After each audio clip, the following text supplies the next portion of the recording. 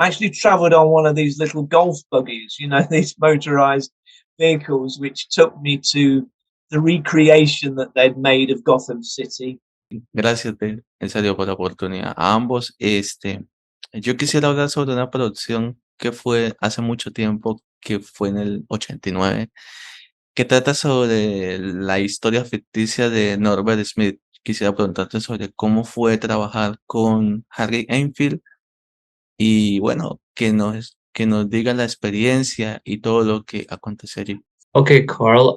So the first question is that before talking about your work on Batman, which is very significant in this case, not only for your career, but for pop culture in general, we want to ask you about a previous production that you were involved, which is called Norbert Smith, the life Yes. of Norbert Smith. We want you to talk about, you to talk about your experience on that film, to talk about your experience working with Harry Enfield, and how did you begin your career, because you began as a model and you also are based mostly a dancer. So we want to know more about the beginnings of your career and how you came up into the scene at first with Norbert Smith. Well, I was a drummer at first. I did lots of sports at school, and music was and still is.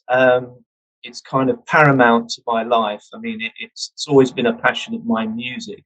So I started off playing the drums, and I played pop, and then I went into jazz, and I actually started playing for a dancing school.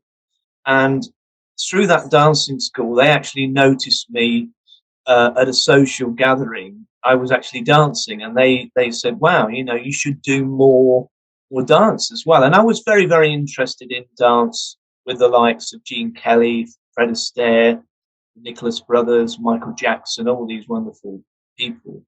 And I then started to enroll at the dance school and did jazz and tap. And then I met somebody there who introduced me to another school which did classical and contemporary ballet. So then I started there, and they were fantastic because they've got some of the best teachers in the UK who had worked and studied at the top companies like Royal Ballet or Ballet Rambert in London. And I did these festivals for them, and they had a great kind of kudos, really, and they gave me a fabulous platform. And some of my colleagues, my friends, were going off and auditioning in London for doing it as a full-time career. So that's when I decided to go to more of a stage showbiz type college called Lane Theatre Arts in Epsom in Surrey. And I started to train there. And as you can probably imagine, you know, you get your training. I did that in all facets of dance, you know, such jazz, tap, modern, pas de deux, everything really, national dance. We did acting and singing as well as part of that course, which was 3 years. And then as I came through my training, it was a case then of getting your equity card, which allowed you to get into the scene in a full capacity, and then you were able to audition for film, television, video, everything. You know, you had your sort of card to get you set up. And yeah, it was a case of I got out, I got an agent. They started to send me for auditions, and what was wonderful was that one particular agent that I was with,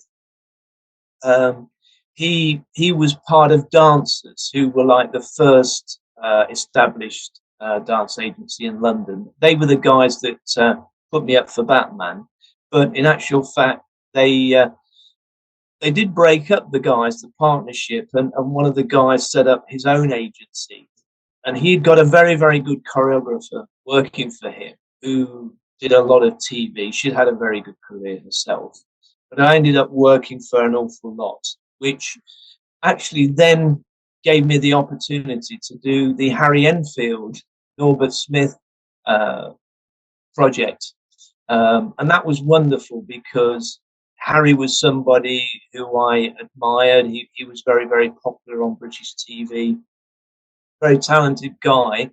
But this was a wonderful project for him because it enabled him to do these characters and showcase his skills. And I was one of the dancers on that particular TV film, which won awards. I believe it won a Montreux award as well. But the great thing was when I did that, I was talking to Harry about Batman, and he was so he was so intrigued about that because, as we know, it was such an incredible movie. But he took a real interest in what I was telling him. Sometimes you can get these stars and people that it goes in one ear and out the other one. But with Harry, he was such a lovely, genuine guy.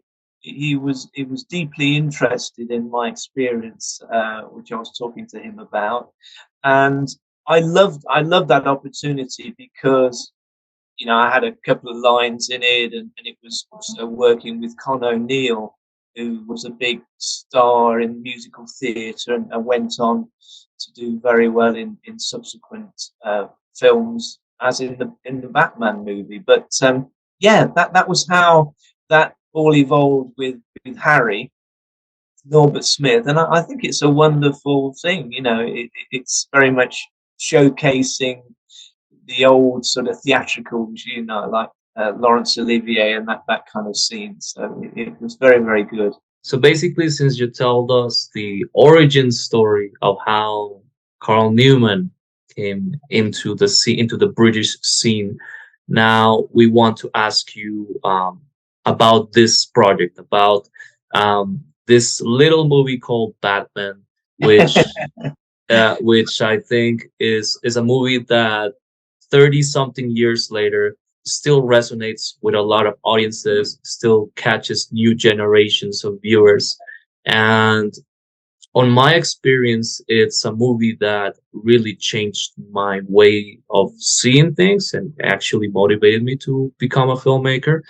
And I want to ask you, Carl, first and foremost, how did it all begin with this project? You already told us that Harry Enfield was kind of a bridge about in order from you to get into Norbert Smith into the Cape and Tides. So tell us more about that, about how your experience was with the shooting of that film, because we from what we have read, the shooting was not a pleasant thing. It was a very chaotic production in Pinewood Studios, um, and also the suit that you guys, that Michael Keaton, that the stunt doubles and yourself was not a very, was basically an experimental suit at that point. So tell us more in detail about that, and if you could give us like a funny anecdote about that experience, that would be really wonderful. No problem. Well, it was very interesting because initially through this dancers agency, I got the call to go to Pinewood and meet the first assistant director, who was Derek Cracknell.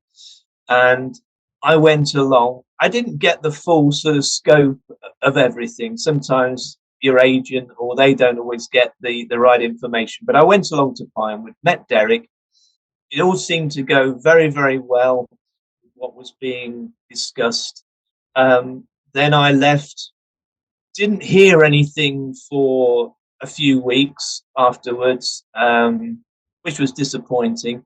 But I was actually sharing digs with a group of other sort of dancers, but they were students, they were studying the profession. And one night I got this phone call to say, Carl, we'd love to see you. Can you come to Pinewood now? We'd like you to put on the suit and sort of show us what you can do. So I lived in North London. It wasn't too much trouble to jump on a tube train and get myself off to, I think, Uxbridge or one of those areas which is very near to Pinewood, where it's based, in Ivor Heath. So I did that, got there, and met Vin Burnham, who sculpted the cowl, and two of the Batsuit Wranglers, Day Murch and William Todd Jones. And we got on so well. I think they really liked the fact, just looking at my facial shape, that that was going to work nicely in my build. And I put the whole suit on. The cowl felt really, really good. It sat sort of very nice and flush on my jowl, and just sort of waited until I could get an opportunity to move a bit more in the suit. So what was really funny was I think one of the assistant directors took me down corridors of some other buildings, and it was quite hilarious, really. There's this man, you know, in this full Batman regalia, running up and down these corridors. Nobody was about, but it was just funny, you know, sort of flapping the cape and just trying to be this superhero, which didn't seem such a problem to me, being a dancer, because I was used to wearing lots of different costumes, and being very athletic as well was one of my fortes, if you like. So I did this running up and down, and I think I felt that was enough. That was all I could manage there that was possible. Went back to the wardrobe area and waited for my sort of call, if you like, and then they came with their walkie-talkie. And I actually travelled on one of these little golf buggies, you know, these motorized vehicles, which took me to the recreation that they'd made of Gotham City. Very, very exciting. And it was wonderful because I met Tim, and he was a lovely guy, very friendly, very down to earth. Said, "Hi, Carl, it's lovely to meet you, and just like you to show me what you can do." So I kind of went berserk in this suit. I was jumping and throwing myself around and showing my athleticism. There was another guy there that I knew at that time from working on another movie. He was very, very good at ballroom dancing, but no disrespect to him because he was a lovely guy, but he didn't have my build, and I don't think he had my kind of skill set, if you like, and I don't think that the face as well, if you like, was right for Batman. That's just my feelings. Nothing personal at all, because he was great at what he did. But I just felt quietly confident. I sat on the sidelines, just very, very in the moment. And they just tapped me on the shoulder and said, "We'd like you to stay, Carl." And going back to the sort of the chaos, I think with this particular movie, it seemed to be that, you know, things were evolving all the time, and they didn't sort of say to me, "Carl, right, you know, you've got a 10-week contract, or you've got a 4-week contract," or whatever. They were kind of employing me week by week. I never really got into the nuts and bolts of it because I was so, you know, is this real? You know, I'm here, you know, on Batman, and I'd been working at Pinewood before on some other projects, on some other films, doing different dance kind of sequences. But it was just kind of surreal because on one particular project, somebody had mentioned about Batman being made, and then lo and behold, I'm there.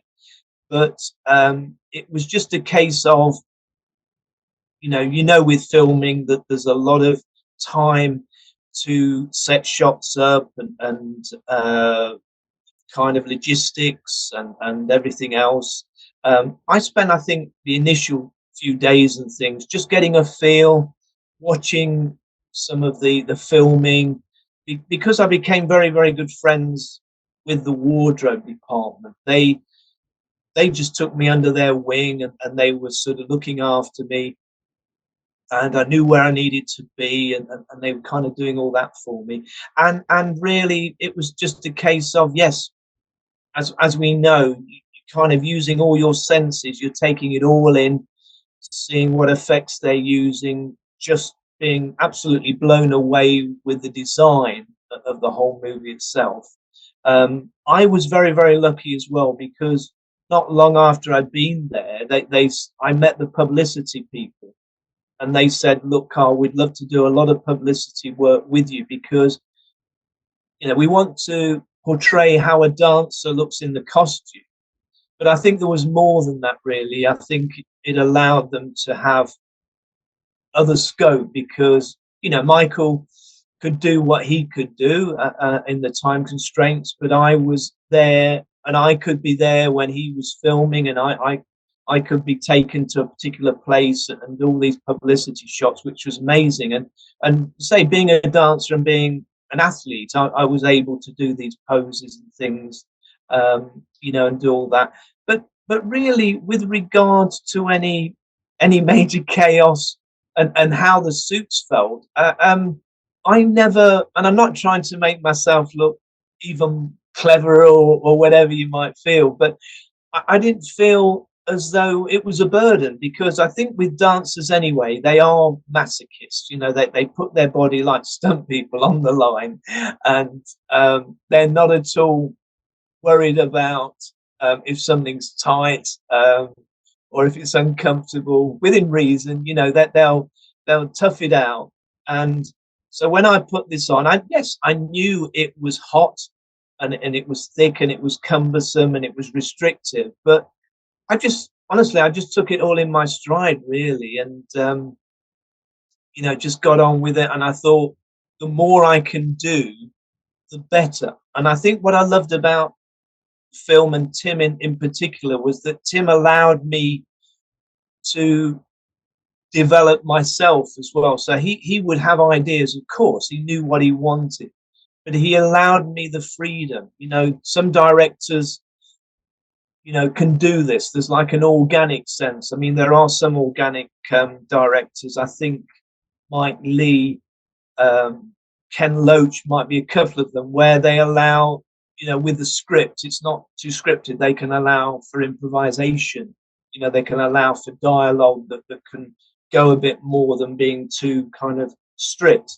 So I think with Tim, he allowed me to flourish even more by being myself, and I could reach into myself, and with my toolkit, I could think, well, yes, I am a dancer, but actually I've done a lot of athletics. I've done running and jumping, and all the things I'd done with my late father. My late father had influenced me so much with my sport and my weight training and lifting. All these things came to the fore, if you like. And so that was just wonderful. So really, I didn't see the chaos like other people have alluded to. I mean, I don't know whether you heard this story, but sometime down the line, because I was so friendly with the Batsuit Wranglers, Day, who had worked, I think, on Greystoke or one of the movies where the actors were dressed in the monkey costumes, and they had to learn all those. I mean, I'd love to have done that, because again, I think that showcases an amazing skill of moving like an ape and doing all the mannerisms and characteristics, if you like. But I know Day had said, the guys were terrible, because any opportunity they'd rip their headpiece off, or they'd be kind of messing about. They couldn't sort of take that duration and that endurance and that stamina. Whereas I think, no disrespect to actors at all, but I think dancers will go that extra, because it's just inbuilt in their sort of training and mindset that, yeah, do you want to do it again, or do it another 10 times, or whatever. They'll just do it over and over again, and they won't mess the costume up, because they just want that to be right. So they'll just carry on until they're being kind of told that's okay, you can break now. So it's interesting. Do you want me to tell you a funny story as well? Yes, absolutely. Oh, yeah. I mean, there's many funny stories, but one of the funny stories was that I was doing. I don't know whether this was actually used in the movie where I threw the batarang, but I was doing a test for Peter McDonald, and we were featuring, if you like, the electronic operation or motorized operation of the gizmo on the belt, if you like, on the utility belt. And what it was the batarang sort of whizzed round to me. And, this was set up by the wonderful John Evans, the special effects supervisor. But it came round, and then Peter McDonald wanted me to throw it, and they got a little guard above the camera, but he said to throw it, but I think I nearly hit him. It was one of those. I hadn't quite got my throwing arm in, but but I managed to get there. And I don't know whether they used that sequence, but it was good fun having that batarang. Is that like the scene at the beginning where Batman is facing off against the muggers, against the people that mug them? It could well be, because my memory is very, very good for the most part. It's just, I think, sometimes with the excitement and everything that's going on, you get caught up in all of that. And looking back, I think to myself, Carl, why didn't you take a call sheet from every shot or every day that you were there? You would look at them, but I took a handful home with me. But it's very, very hard for me to say quite, categorically 100% that it was for that. But I know that they used me for throwing a batarang. It's just one of those things.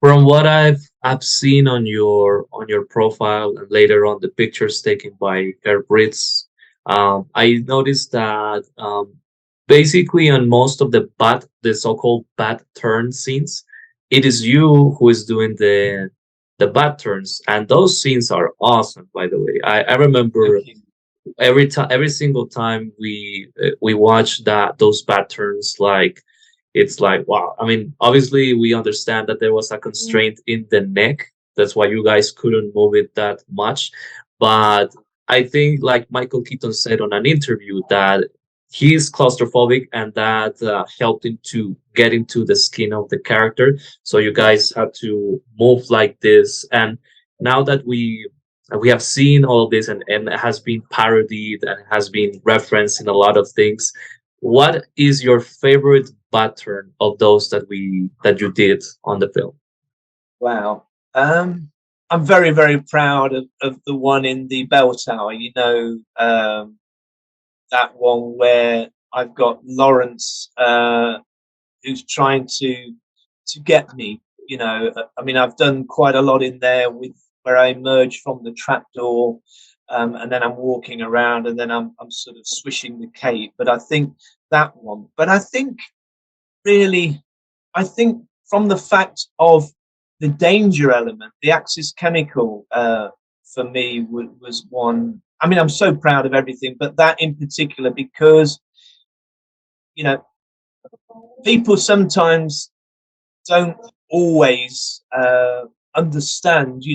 I was a movement double, and the politics sometimes with stunts is that you wouldn't cross the line because the stunt coordinator has got his setup. He knows what he's doing, and because they've got the register, if you like, they're on a stunt register, those performers. But what I did do with that particular shot on Axis Chemicals was that was very much stunt territory, because it was highly dangerous. We were very high up on the top of that building. It was wet, it was windy, the wind was behind you, the cables were everywhere, from the dry ice machine, from the neon sign. So lots of cables just strewn all over the rooftop there. And sometimes, these directors, they're not always, because it was Peter as well, they're not always thinking, oh, I wonder what it's like up there. They're just saying, yep, okay, come right to the edge, and I want you to make it very theatrical, and then you leave. Well, you can imagine, if I'd have slipped off that roof, there was no safety net, nothing. So I, very meticulous in my approach, that I would see what kind of paces I got on that roof that I could mark out and have a sort of a safety stop. And I marked it out and realized, yep, that would work. And again, my sort of athletics and fluidity came into that. And a lot of people said, how did you make that cape pop? Because there's like a little bit of a pop at the end, you know. And I just said, well, that was just, you know, how I got that feel, you know, with the way I could move my arms. And you know, as you know, in ballet, there's like a pas de bras, isn't it? No, what's it? I'm trying to remember. It's just gone out of my head. But you know, where you're moving your arms in this beautiful, elegant way. But I could feel that cape within my arms and just make it very fluid. So I think that one would have to rank, I think, as my favorite. That's great, Carl. Well, I'm going to ask you one final question, and then you can tell us where we can find you on social media, where people can reach you, and also we will invite you to do an invitation to a short film festival that we do that is called the Etreum Horror Film Fest, which will take place in several countries in Latin America and also in Europe. But first, the question is, after Batman ended, what has been your career before and after Batman? Yeah, so my career, was going really, really well because I'd done a lot of TV, theatre, all kinds of things. You know, in the days where pop videos were made, and you alluded to earlier, I was fortunate that I could do quite a bit of modelling, especially photographic. My body was working nicely for a lot of these particular projects, if you like. So I got a very much an all-round experience as a dancer, which was wonderful. And I was looking at other projects within that as well. I was fond of singing and also acting. So I'd gone to various people and done some music as well. So that was great. And also just before Batman, I was getting very, very close calls to some other movies. There was one particular movie, I can't remember the name, but it was very pivotal again for having someone who could move particularly well. And the guy that was in the same year as me at college, he got that particular job ahead of me. But that was with a very famous ballet dancer called Misha Bigasi, who I think was in A Company of Wolves or one of those movies anyway, because he was a ballet dancer turned actor. And I worked for him subsequently on other projects, you know, because I think he was based in London where I was living. After Batman, you're not going to believe this, but I was actually getting directors and people almost disbelieving me because Batman had come out and was, as we know, the biggest movie since Raiders and Star Wars, and there was so much incredible hype and everything about that movie. You go into these auditions sometimes or castings, and they want to talk to you. You know, you're not necessarily dancing or whatever for that straight away. They want to talk to you, and a lot of them were disbelieving me, and I couldn't understand that. I just thought, well, why is this going on? But that seemed to be a strange one. But I was getting up for things like Judge Dredd. I went to meet Danny Cannon for a part in that. Eyes Wide Shut, I was being considered for a cameo with Kidman, and then also a dancing part. I'd had some bad timing with Batman. It sounds awful because the timing with Batman was perfect, but I could have worked on the Royal Variety Show with our late Queen, met her, and also worked with Diana Ross on a job. So you get those disappointments along the way. But no, I kept very, very busy doing a whole host of things, dance wise and music wise, and was also choreographing a bit. I went to live in Australia, which was a great experience for 2.5 years. Some choreography and some commercials and work out there. Played with a band, so you know I kept a lot of my passions flowing really. So I mean, it was just amazing. I think what I'm loving about Batman also is the fact that there's this rebirth. Now that Michael's doing The Flash, we know that the 89 keeps being not remembered, but also just it's still out there as being such a fantastic movie. And I think what's happened is it's given me an impetus now to say, well, look, I'm here, because a number of people for some time probably didn't fully understand about me, that I did what I did. I was given a separate credit. I did a lot of the publicity.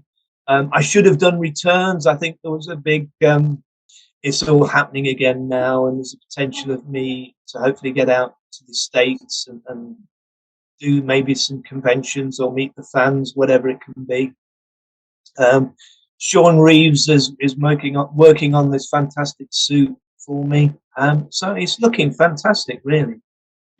Well, you already got 2 new fans from Colombia, so that's fantastic, Carl. So thank you once again, Carl, for this opportunity. We have less than 2 minutes left, so please let us know where we can find you, and please send us the invitation to the Etreum Horror Film Fest 2023, which will take place between June the 2nd and June the 4th of this year. I will indeed. It's so wonderful to have this opportunity to speak, and I thank you both very, very much.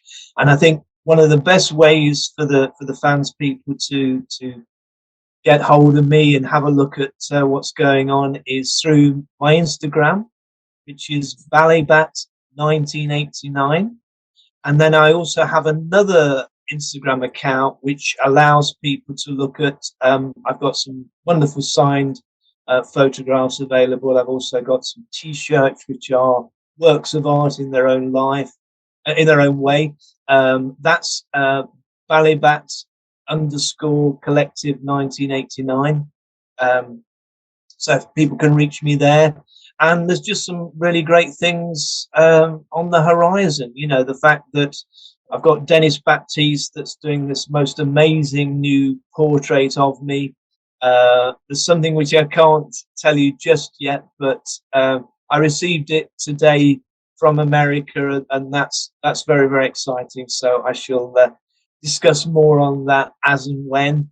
But yes, people can reach me there, and if they want to grab a signed photograph or have a look at a T-shirt, it's well worth it, because I'm so much of a perfectionist. I wouldn't put anything out there that wasn't 100% that I was happy with. So please, if they take a look at that would be wonderful.